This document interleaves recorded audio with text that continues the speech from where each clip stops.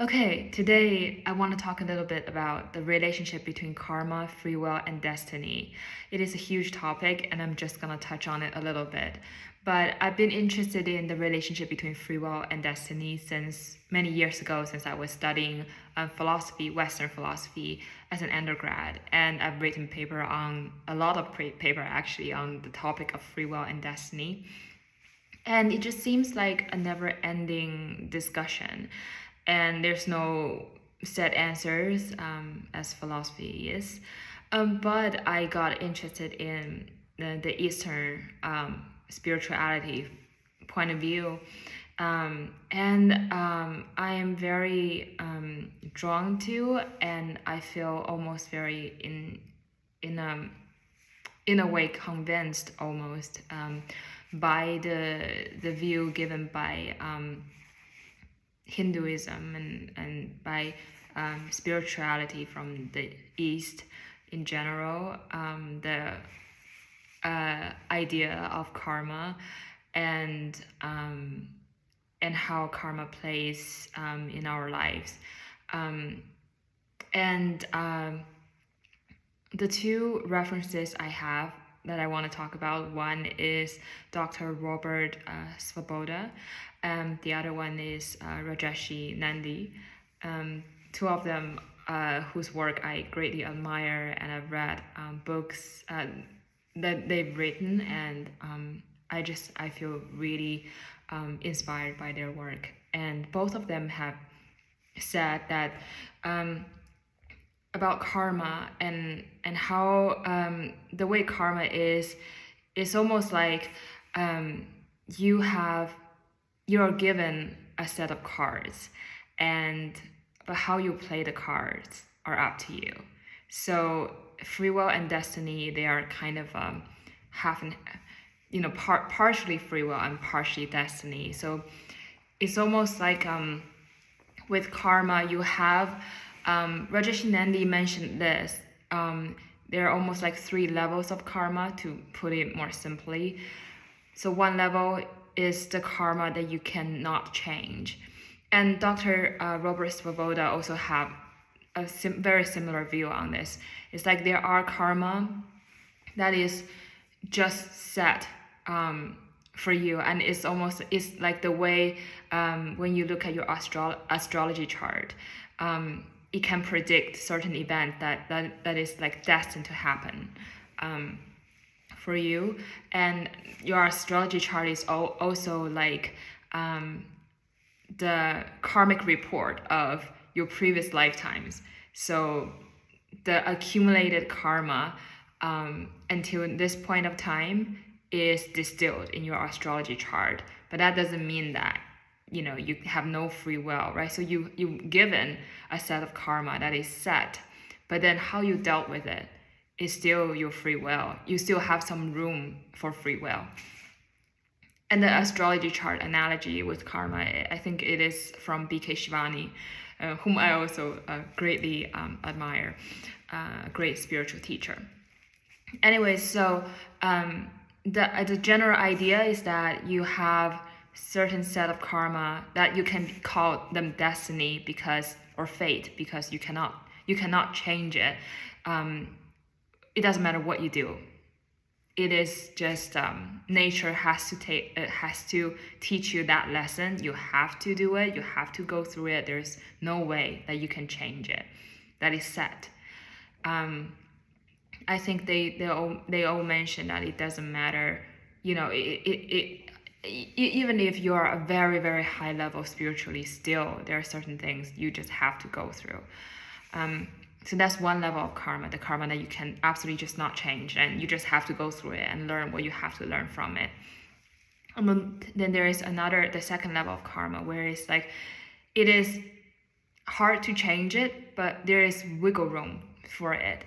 And so it's like if you do certain sadhanas and you do certain, as Rajarshi Nandy mentioned, tantric practices, or you connect with a devata, right? You connect with a god or goddess, a devata, a deity, and the deity can help you navigate this karma, this event, this thing, this experience you have to go through, and it can in some way soften the experience to not make it to be that extreme when it is negative. So you can, this is the second level of karma where you can kind of manipulate the karma. It's like you can manipulate what is coming towards you, this momentum that's coming towards you, this accumulated karma coming towards you. You can manipulate it by hard work, hard spiritual work, by doing a lot of penance, and by connecting with your devata, and to ask for help from the devata to guide you through this.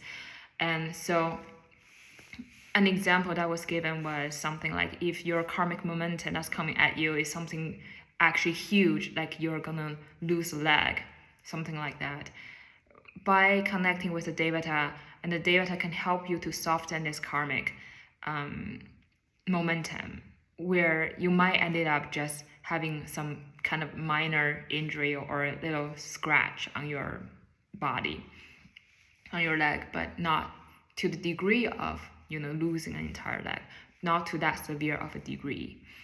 So that is the second level of karma, where you can you still cannot avoid it, but you can manipulate it. You can sort of soften it to some degree by hard spiritual work and by connecting with deities.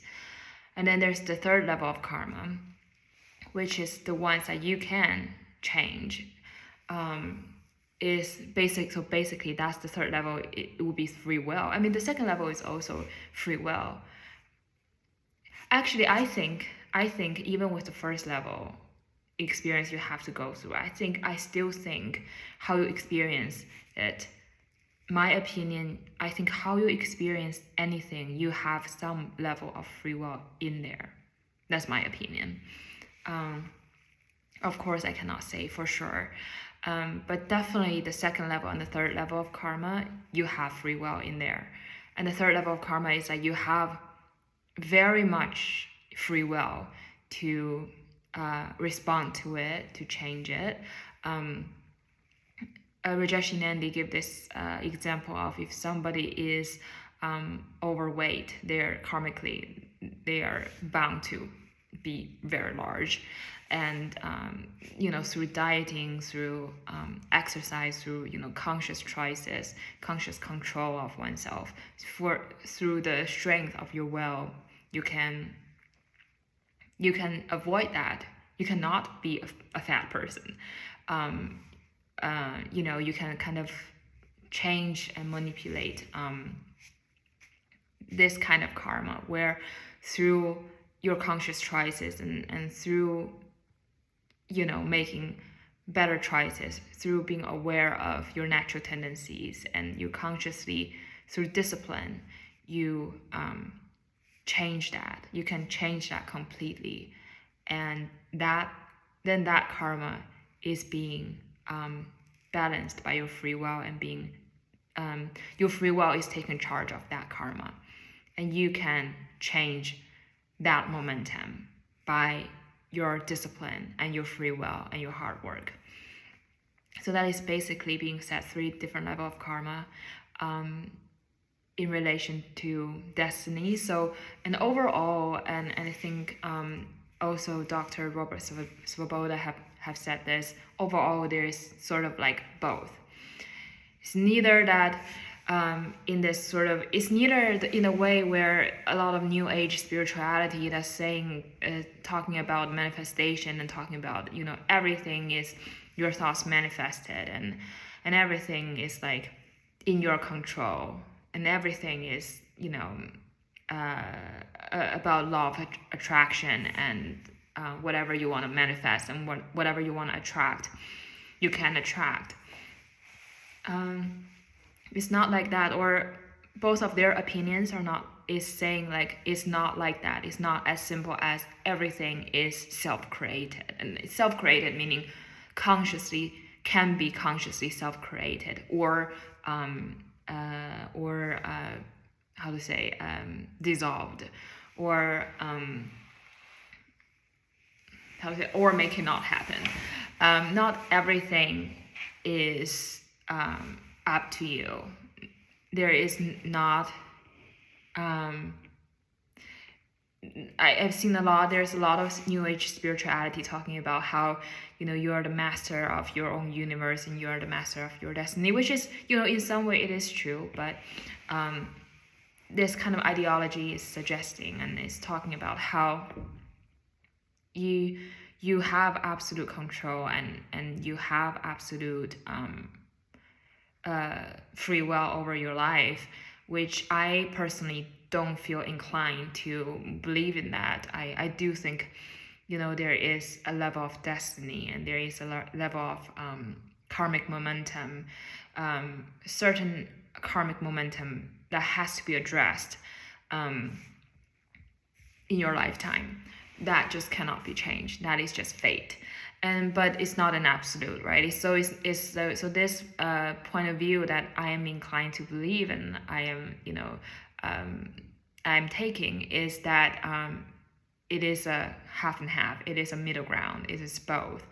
You have that. It is not like the whole New Age kind of saying where you have absolute control and you are the creator, you are the god of your own life. I don't think so. I think that there is nature or there's God. Like nature is God.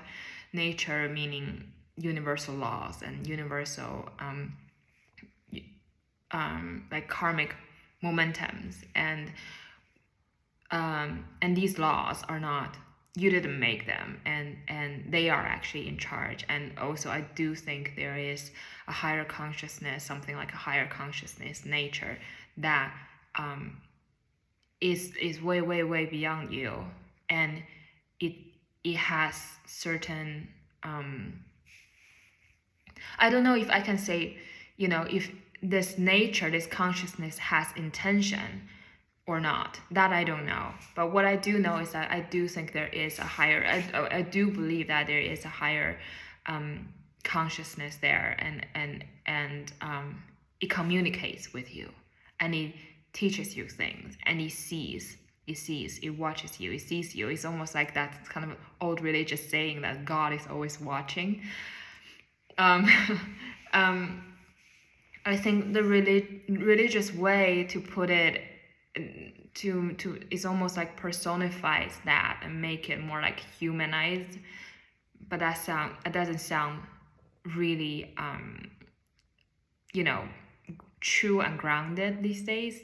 God is watching. What does it even mean? Like if you're a more sort of scientific person, but I do think there is like in religious sayings and in old mythologies, there's like sort of personification going on.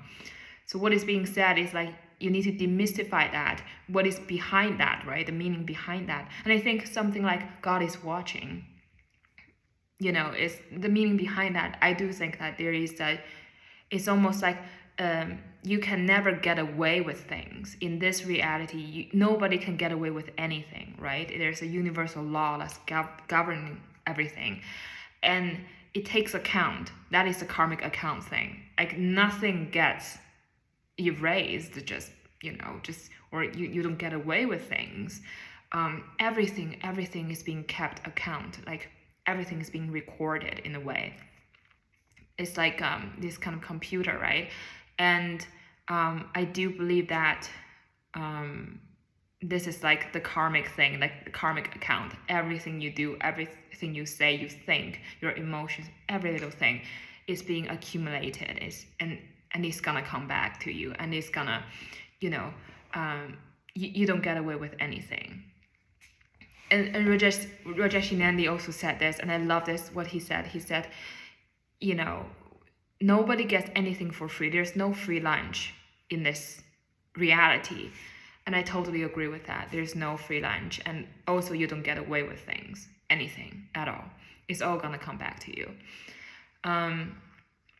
This is a good point where, how we need to be, I think we need to be genuine, honest human being, to ourselves. This is very important, I think. Anyways, so that bit is about karma and karmic imprints, and how much karma is karma is everything, really. It is playing in our lives, right? And so it is my opinion, it is, and it's also not, so it is not entirely up to us, and it's also not entirely up to fate. We're not doomed, right? We're not doomed for anything. We still have free will. We have some level of free will. And I think that is the beauty and the interesting part of being a human, where, we are stuck in between, kind of. Like, we have like half and half. We have this and that.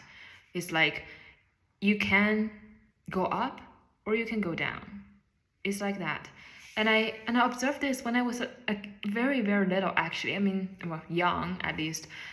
I think when I was in middle school, or maybe late elementary school, when I was like 12, 13, I just thought about this. Like, one day, it just suddenly hit me how, because I was watching some older people, I was thinking how when people get older, you look at the trajectory of people's life, and it's like, because older people, they always think like, because they are older, they have something to say if you're younger, and they think they have wisdom. But the truth is that, stupid young people very likely turn out to be stupid old people. And then smart young people turn out to be wise old people. So it's not like just because you're old, so you're wise. That's very obvious. And when I was younger, when I was like that age, when I just hit puberty, I was very rebellious, and I really hated it when people who are older, who think they are wiser than me, and they try to tell me things that actually are pretty stupid. And I was thinking one day, looking at the trajectory of somebody's life, and I thought, life is gonna get harder and harder for people. It's just like life's challenges, it's not gonna soften up. It's gonna go harder and harder, and you either conquer those challenges and learn your lessons, and then you go up. You go up and up and up and up, like an upward slope. Of course, it's not like a continuous thing, but generally, you get stronger, challenges got bigger and bigger, and it's like playing a video game where you're encounter higher and higher level and bigger monsters, but you're going up. You're just strengthening yourself in this process and going up and just becoming stronger and better, and just this sort of upward movement. Or if you don't strive, I thought, if you don't strive in life, you just sort of like, you don't do anything. It's not like you intentionally try to do things to sabotage yourself to go down. But I saw at that age, now I'm quite amazed. Like, at that age, I was thinking that, you see a lot of people, they don't really do anything. They don't progress. They kind of let themselves go, or just they kind of let themselves stay neutral. But by trying to let themselves stay neutral, they actually goes down, because life's momentum is like, challenges get harder and harder, and if you don't meet those challenges, you're just staying in the place that you always are. If you just stop progressing, if you stop fighting, you stop striving, you just kind of become complacent, and you're just like, you're not trying to move up, you're not trying to meet the challenges, you're not trying to expand yourself, you just kind of stay in the same place. Then automatically you go down. Automatically you're gonna go down, and you're gonna just go drop and drop and drop, by trying to stay at the same place. And that is how we cannot stay in the same place. We must strive, and we must go up, meet the challenges, and become better and stronger. And I thought that one day, suddenly, when I was basically an early teen, and I still hold that point of view. And I think that relates to how we free will can change destiny in some sense, right? even if my point of view, even if it is those events that are destined to happen to you, negative events, karmic momentums, you cannot, they just keep coming. And I definitely have experienced those things myself, where it is just, if you observe life, you will notice that. I think probably everybody can notice that there are certain things or patterns or cycles in your life, you try so hard in whichever way you try, because you know the patterns already. But in whatever way you try, it just keep coming at you. Like there's nothing you do can change it. It just keep coming back at you, or it just keep occurring in your life, and it drives you nuts. That kind of thing. Like however you try to get away with something, you just cannot get away with it. I definitely have experienced those things. I think that's part of those set karmas, those destined karma. You just have to experience it because nature has something to teach you. You must learn it.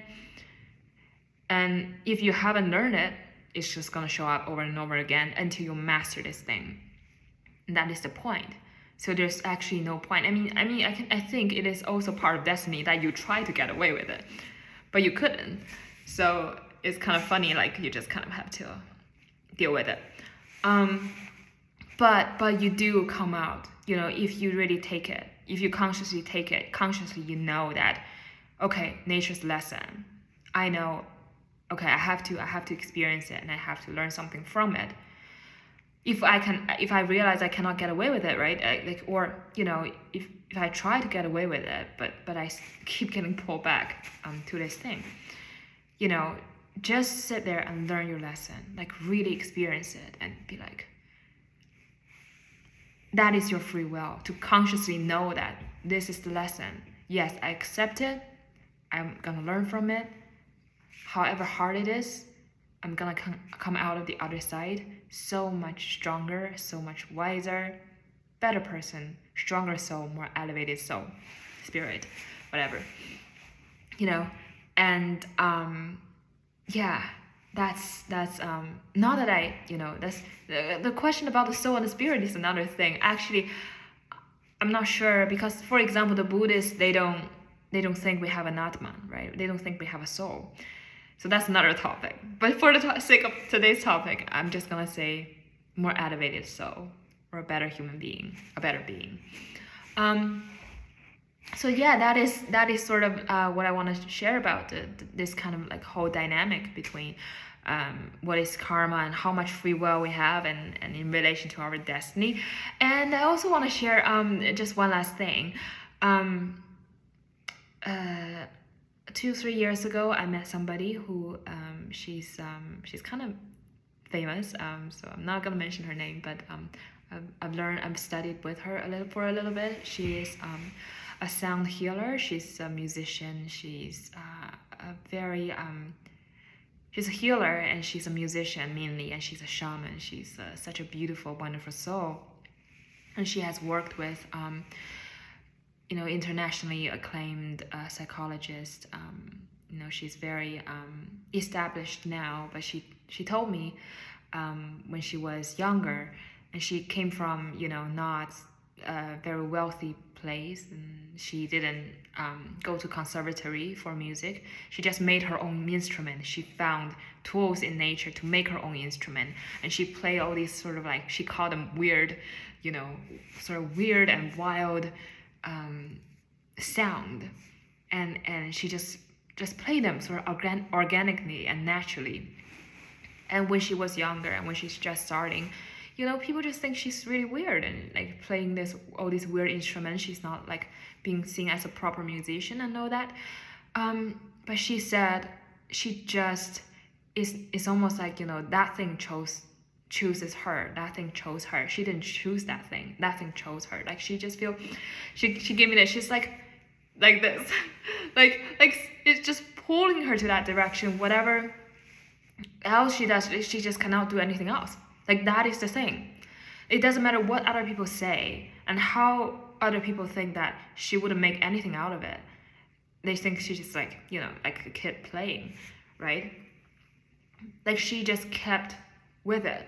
She kept going with it because she said it's just, she doesn't have a choice. It's almost like it just keep pulling her that way.